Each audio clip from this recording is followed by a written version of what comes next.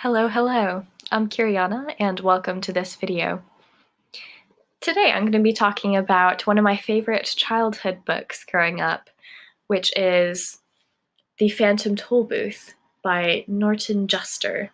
The Phantom Tollbooth tells the story of a young boy named Milo, and for Milo living in the ordinary world, everything is boring until one day a mysterious box appears in his room, and it contains a instruction manual, as well as a toll booth and a small car.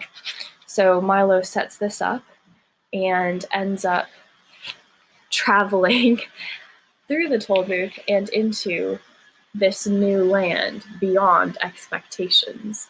He experiences some very odd adventures and meets up with his buddy, the watchdog, literal watchdog talk.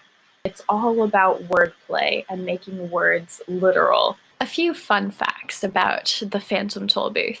So first of all, when Norton Juster was first writing this book, he actually wasn't supposed to be writing it.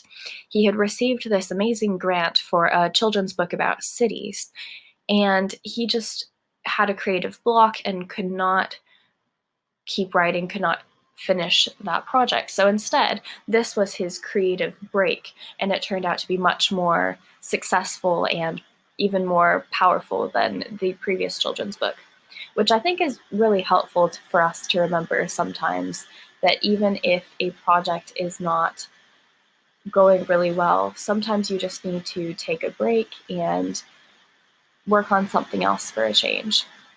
And also, his housemate was Jules Pfeiffer. So his housemate was the person that was drawing all of these crazy, wild illustrations. And so he had this wonderful teamwork and companionship with people around him. And I think when you have a creative thing that you're trying to do and you can get people close to you involved in it and excited for it, that definitely helps you to stay motivated and keep working on it. There's a few episodes that are some of my favorites, one of which is the chapter called A Colorful Symphony. And in this chapter, Milo learns to change the colors of the sunset of the whole world with this amazing symphony. And each of the instruments don't produce a sound, they light up certain parts of the world. For example, at the very end of the day, as the sun is setting, one by one the instruments are stopping and slowing down until only the bass fiddles in their somber, slow movement were left to play the night, and a single set of silver bells brightened the constellations. The conductor let his arms fall limply at his sides and stood quite still as darkness claimed the forest. So there's those beautiful descriptions that make you see the world in completely new ways. There's other moments where Milo visits the kingdom of numbers as well as the kingdom of words. All sorts of fun competition there.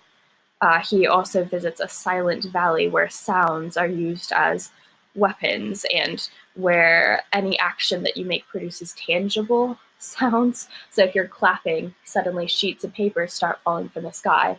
So throughout, he's got this really wonderful set of adventures where he started out very bored with the world and not very happy with his life. And he ends up really seeing the world in a new way. So it is an amazing book to read and get you out of any sort of creative slump that you might be in, get you to see the world differently, appreciate the real beauties and gems that are hiding just out of sight. So for that reason, The Phantom Tollbooth is an amazing book, and even though it's for children, you should pick it up and learn to see the world in wonderful new ways. So that's it for today, folks. Have a great day.